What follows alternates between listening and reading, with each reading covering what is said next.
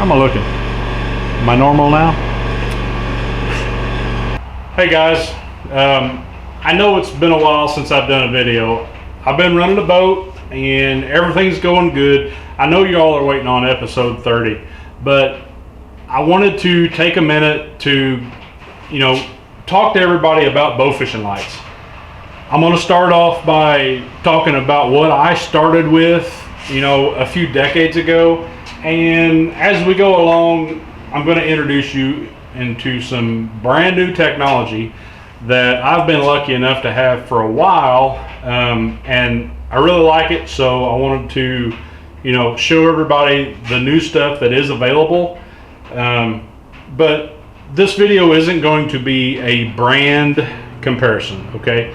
I'm not going to compare lights. That's up to you.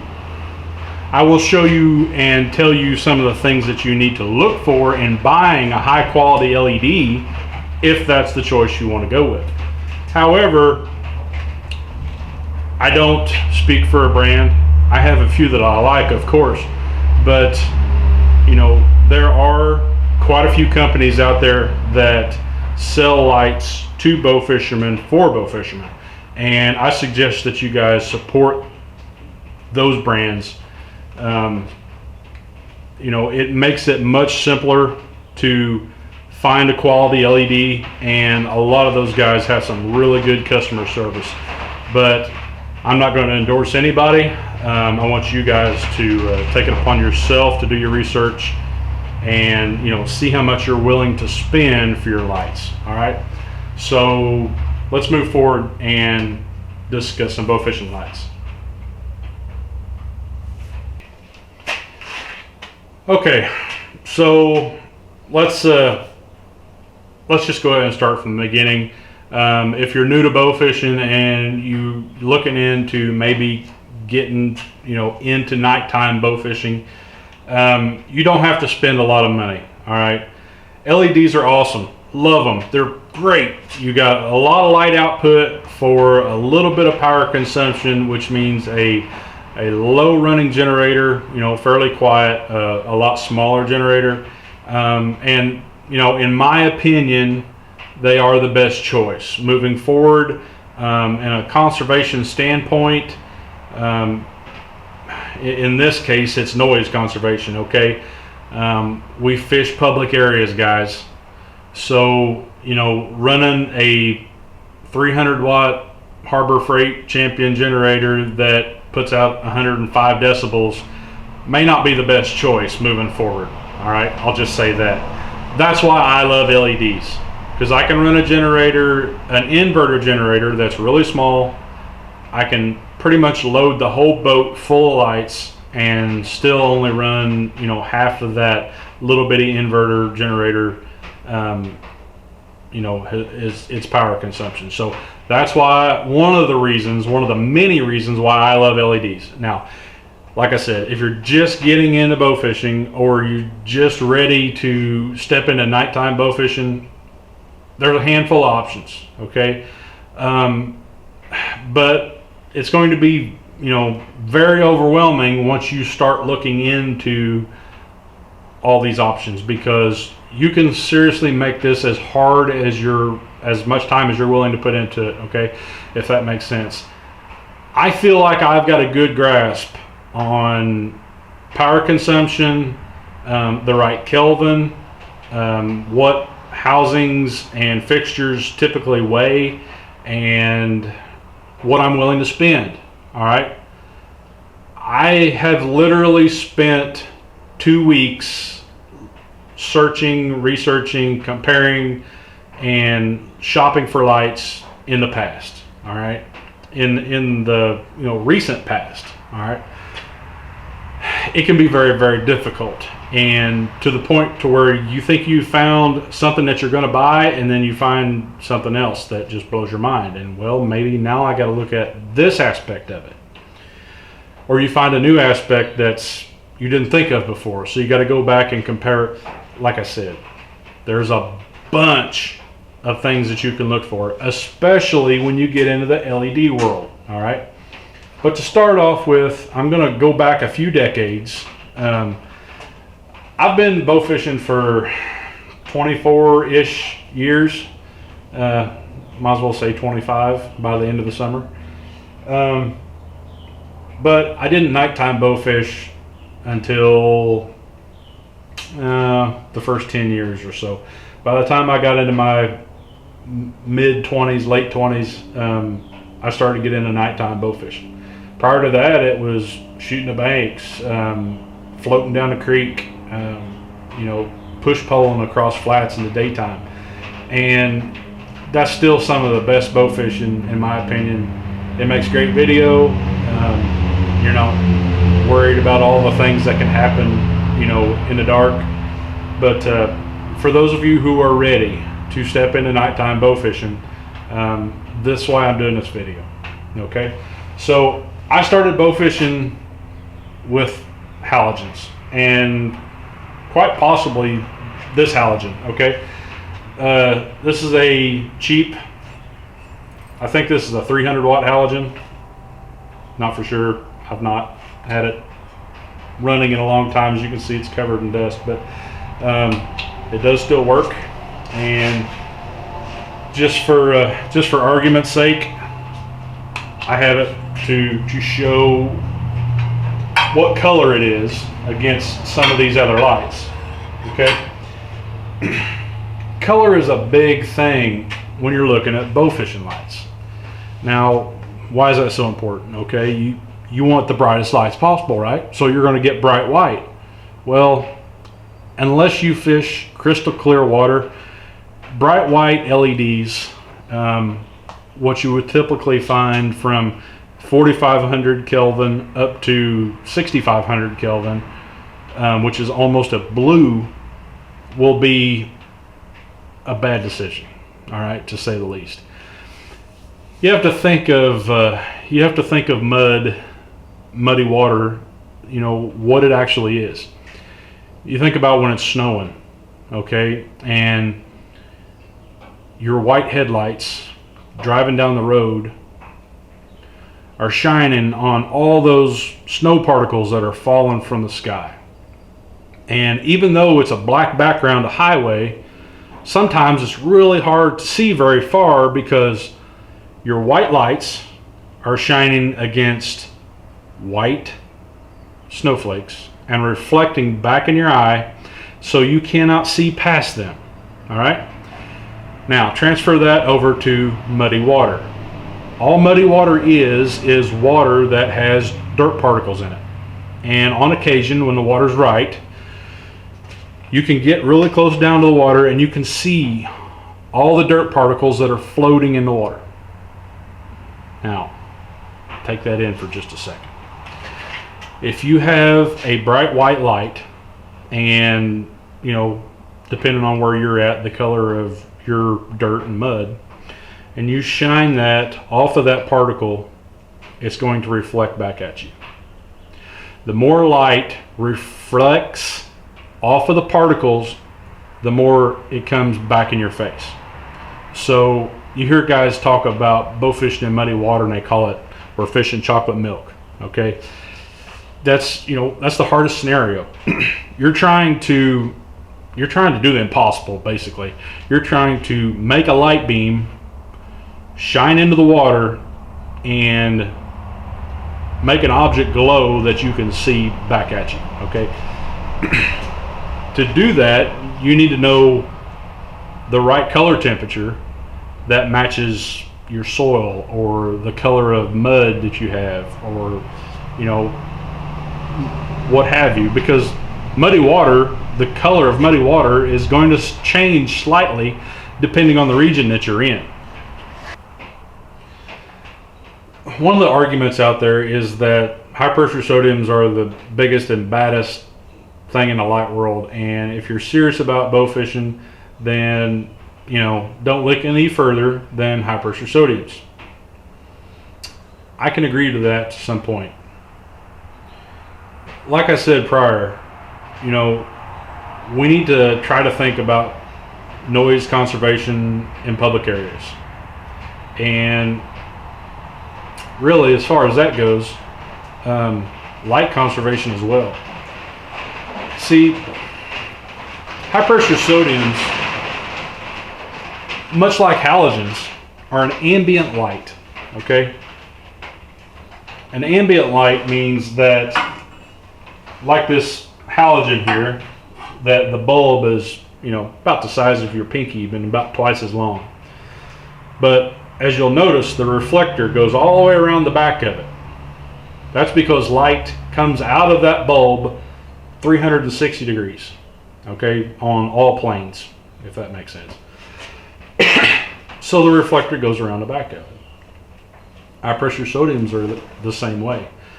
In many cases, the high pressure sodium bulb will be sticking out and the reflector will be out. So since light goes in all directions, the light off that bulb can go straight up, straight out, straight everywhere. When you come across a boat on the water that literally looks like a Walmart parking lot, you know, chances are, and it has that pinkish orange glow to it, those are high pressure sodiums. Now, there's another ambient light, and that's called a metal halide. A metal halide can be anywhere from close to a 3000 Kelvin, like this halogen here, and up to 4000 Kelvin, which is a white light. But once again, it's an ambient light, and that light goes everywhere. The argument is that high pressure sodiums are the brightest and they have the biggest output of any light. So naturally, we're all grown-ass men and we want the biggest and the baddest and the best, yeehaw, right? So we get 400 watt high pressure sodiums and we get the biggest and the loudest generator, and you can see where I'm going with this. It's a lot of noise. It's an extreme amount of heat. All HID, high pressure sodium metal halides, halogens put off an enormous amount of heat, you know, enough to where you can't touch it. It gets hot, all right? And, you know, then there's the possibility that beating the boat around, that, you know, you could break a filament in a bulb and burn the bulb out. So you've got to switch bulbs. The reason I like LEDs is because I don't have to worry about any of that. I don't have to worry about heat. I don't have to worry about breaking a bulb. I don't have to worry about a rock coming up and breaking my lens on my LED. Most of these lenses that are on these are extremely tough, and I've seen them go through a fair amount of abuse and, you know, not hardly get a scratch. So I am a fan of LEDs. I will be the first to admit that. And I have never fished off of a high pressure sodium boat. They do produce an enormous amount of light, I will give you that. However, most of that light isn't going in the water, okay? That's why they look like a Walmart parking lot, all right? Because that light's going every which direction. And, you know, that's okay. Doesn't hurt nothing, but the reason I like LEDs is because LEDs are a directional light. So all LED chips are flat and all the light comes directly off that chip. There's no need for reflectors, okay? Excuse me. Some of these older LEDs that I've got on the wall, I'll show you here real quick. Now this is going to be similar to, you know, your typical low-end LED to present date. All right, this is a dual 30-watt chip light, and you know, this light was kind of special. It was sent to me as a gift, but it was designed to be beneficial to all bow fishermen, because as you notice, the chip on the left is slightly pale in color to the chip on the right, and this fixture is I think a 4,000 watt cool chip on the left and a 3,000 watt warm LED chip on the right. And so I'm, with a remote, able to make my choice or run both of them. And it is a pretty cool little feature. However, I didn't really care for it. But in that style of LED, well, in all styles, but the old style, to where it has a reflector behind it. Now, everything we've known about light up until this point needed a reflector. Well, reflectors on LEDs don't really work. Yeah, they show a little bit of light, but I'm going to throw a number out and say that 85 to 95% of the light comes directly from the chip, not from the light, not from the ambience around it. All right, don't use my numbers, but you get the point. So with this new technology, like these lights I've got on a boat here, there's no reflector anymore, and I think that's going to be pretty popular moving forward, to where LED manufacturers have seen the importance of a heat sink.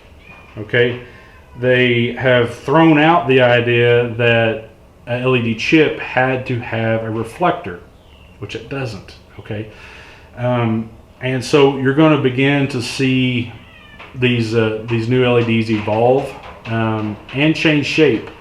A standard LED chip like the ones I have on the wall, those, like I said, are dual 30s. You got 50s, 70s, 80s, 100s, up to that point, and they're all square, about the size of a quarter. But these new LEDs, which is called a COB LED, is more of a panel. Okay, these are, I don't know, 7 inches long, 1.5 inches tall, and by the LED manufacturer making the bar longer, he's able to spread the load and spread the heat more evenly and quicker away from the chip, so it doesn't burn itself up. So these new COBs are probably going to take off. I'm pretty impressed, I really am. But let's get back into color. Color is the biggest thing, in my opinion, about finding the right LED.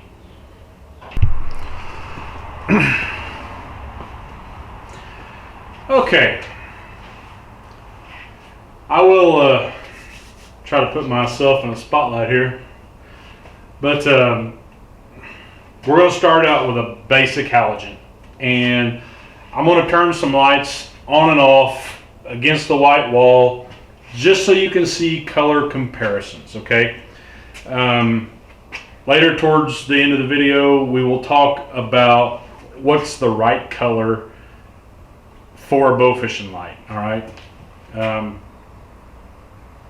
but for right now, this is my little halogen light. Like I said, I'm pretty sure it's a 300 watt bulb.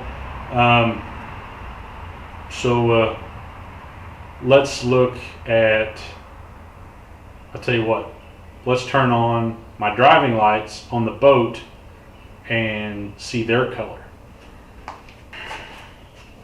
Okay, getting a little bright here. Now I'm going to turn off the halogen light on the bottom.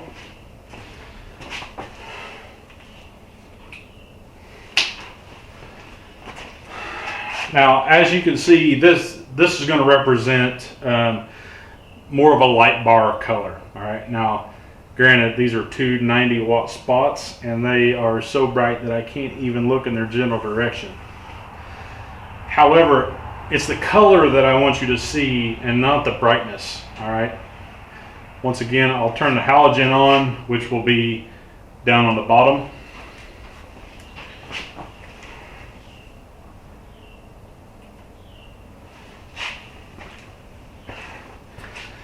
And as you can see the difference here, just from here and above to below, a halogen light is going to be right about 3000 Kelvin.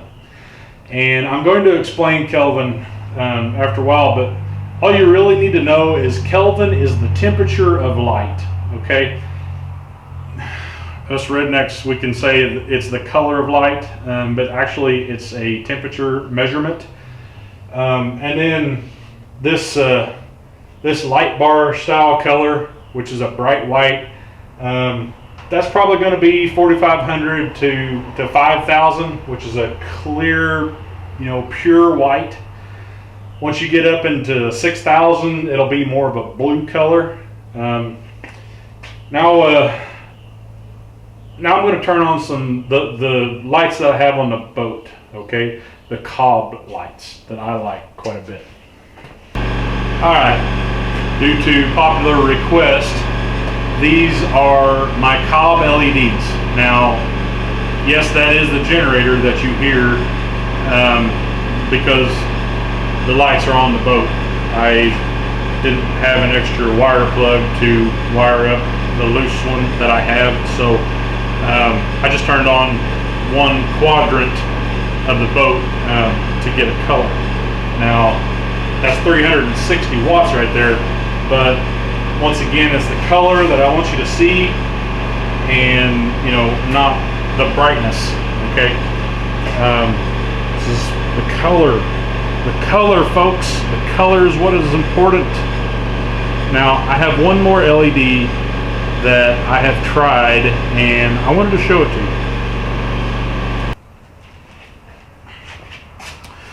Okay, now before I plug this last light in, I moved my halogen down to the bottom. All right, now you can rewind the tape and go back and forth here to see what my new COB lights looked like versus my new halogen. I wanted that footage to kind of overlap here. But this next LED that I'm plugging in, it's a multi-chip LED, and I ordered it in orange. All right, once again, the color is the most important thing. Now this LED, turn it on here, there you go, that's supposed to be 100 watts. Now, as you can imagine, I'm sadly disappointed with 100 watts. However, if you look at the color, this color is as close as you can get, in my opinion, to a high pressure sodium light. The problem being is this manufacturer, I think I can even stand in front of it. See how orange I get? This manufacturer and this style of LED isn't good for bow fishing. Okay, multi-chip LEDs, they don't produce the amount of power that we would like to see. I've heard from a lot of people that have tried these style of LEDs for an extended amount of time, and it doesn't take very long to where you start losing diodes. Okay, you start losing chips, and pretty soon they're not near as bright as what they are when you get them out of the package. And as you can see, that is not very bright for 100 watts. Now I'm going to turn the halogen off. Okay, so, and this was supposed to be a flood. In my opinion, this is not a flood. I don't know how many chips are actually on that, but I'll turn the lights off now and I'll show you the style of LED that this is.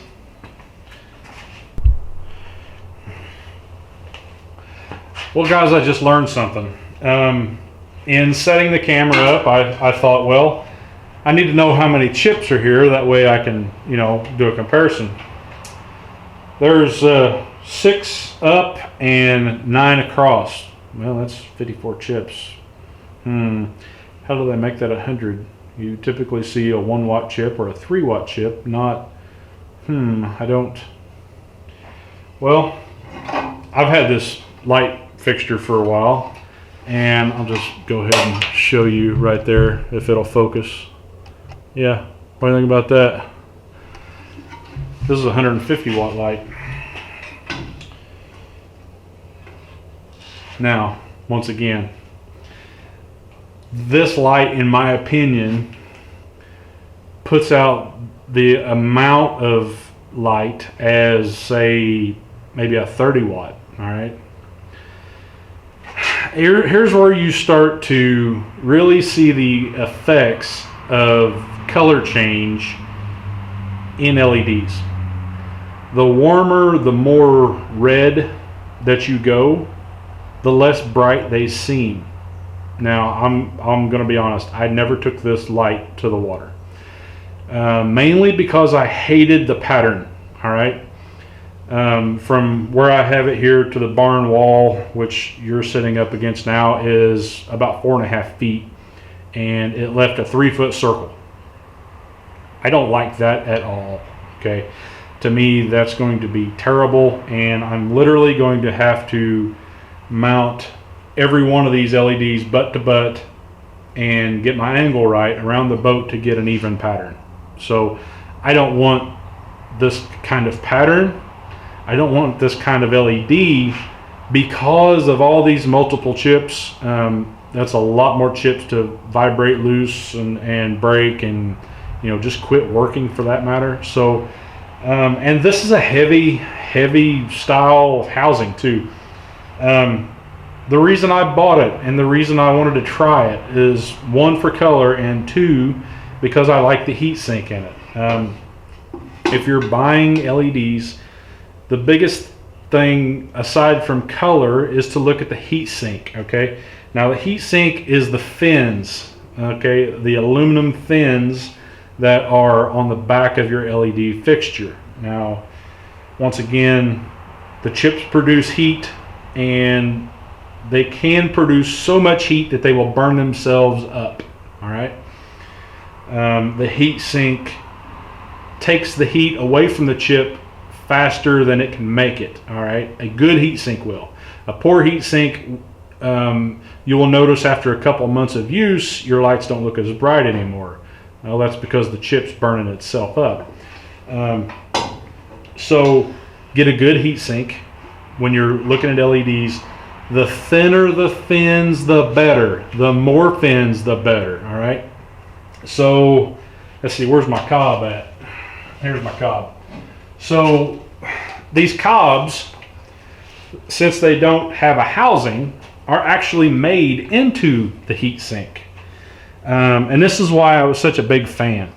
It's kind of hard to see, but this is extruded, one solid piece of extruded aluminum, and the fins are really thin, and the driver is actually mounted on the back.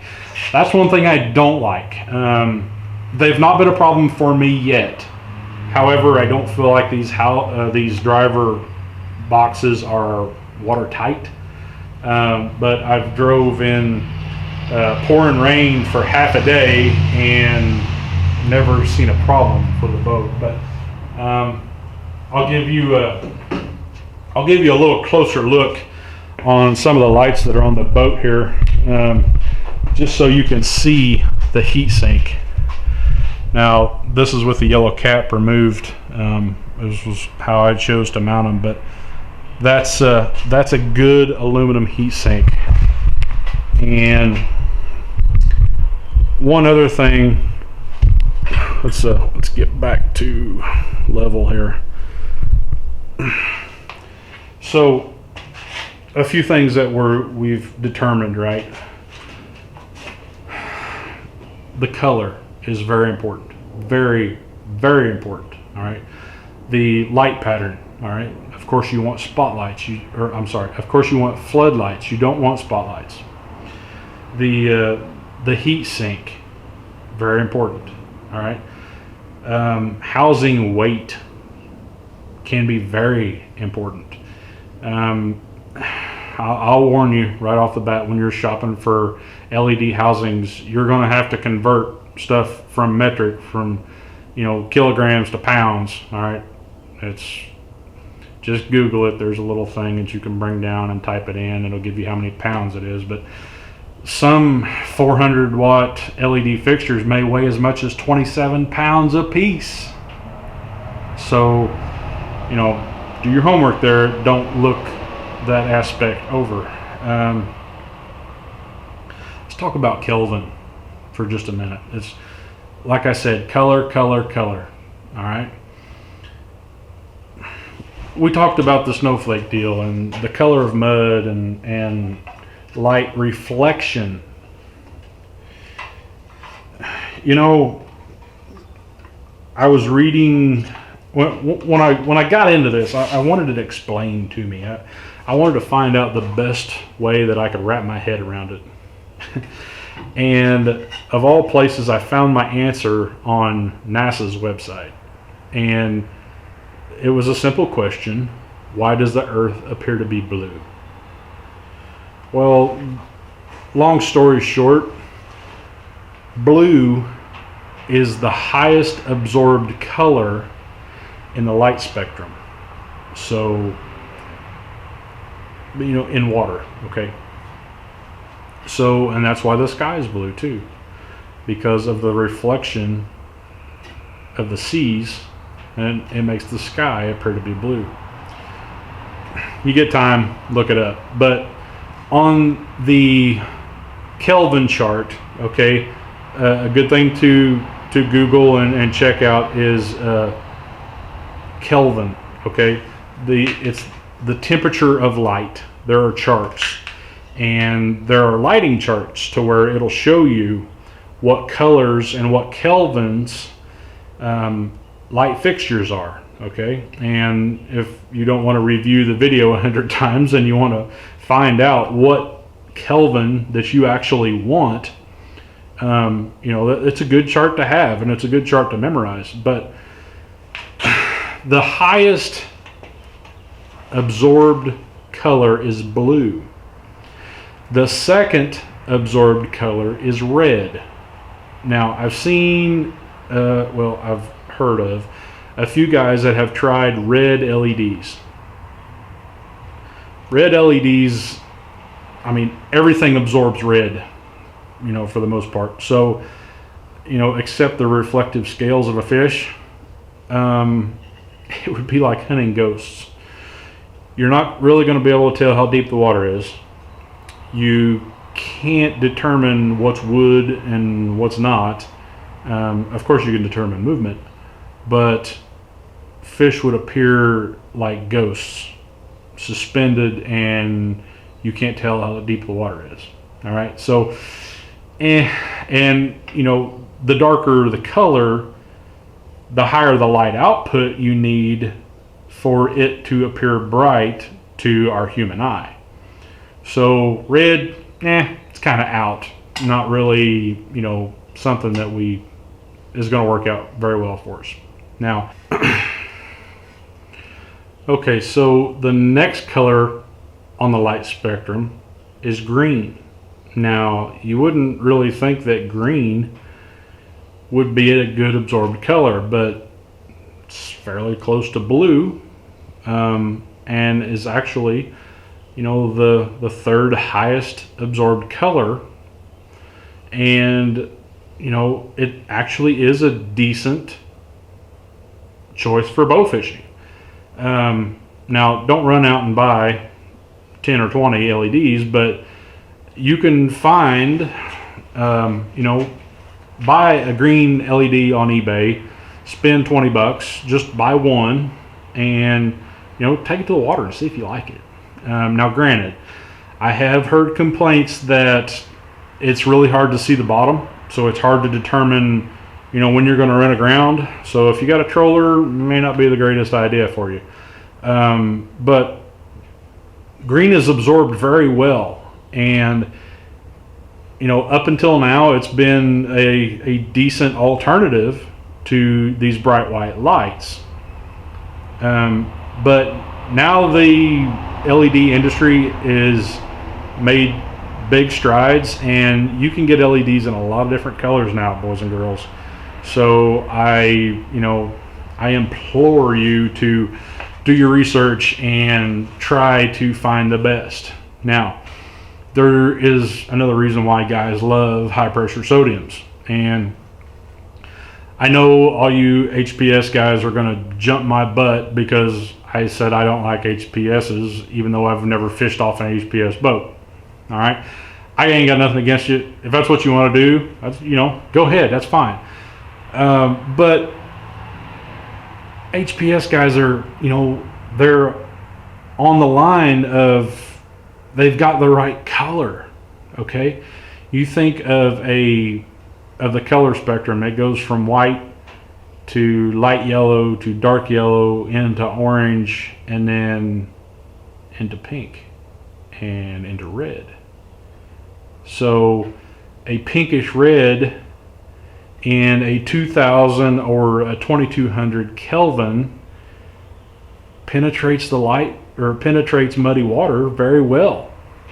Now, it does have a tendency to stain clear water, but basically when you're running HPSs, you've got so much damn light, it doesn't matter. You don't care. As you can see, the choice that I made has got a lot of thought put into it. Okay, I wanted as close to HPSs as I could get in an LED without sacrificing the amount of light, heavy housings, you know, light output, whatever, you know, things of that nature. So I'm going to post a link if you're interested in these lights. It's an eBay link, and the color that you need to get is golden yellow. Okay, when I ordered these, they were called yellow in 2500 Kelvin, or I could have got yellow in 27 to 3000 Kelvin, which again is more of a halogen color, and some manufacturers would call that an extra warm. Okay, a lot of LED manufacturers will call a warm light from, you know, 2800 to 3200 Kelvin. Some manufacturers will call, you know, 3100 to 3500 warm. So be very particular on the number of Kelvin that you choose to buy.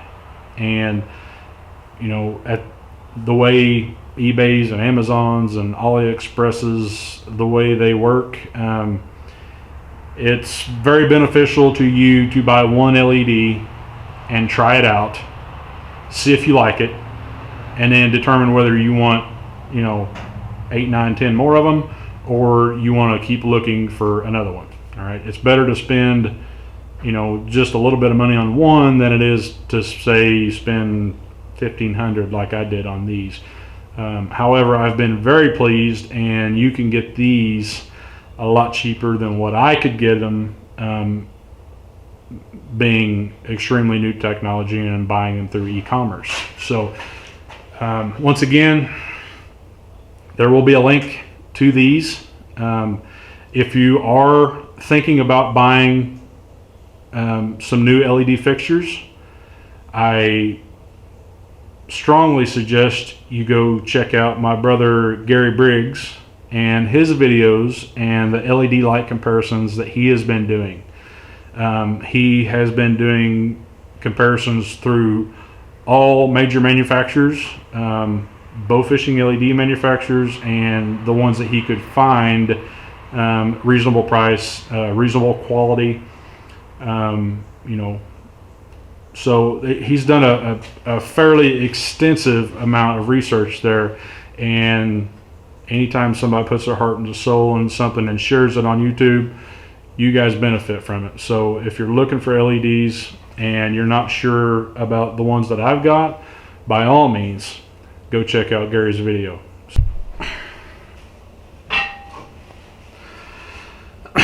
Guys, I hope this has been beneficial to you. I hope that you've learned something.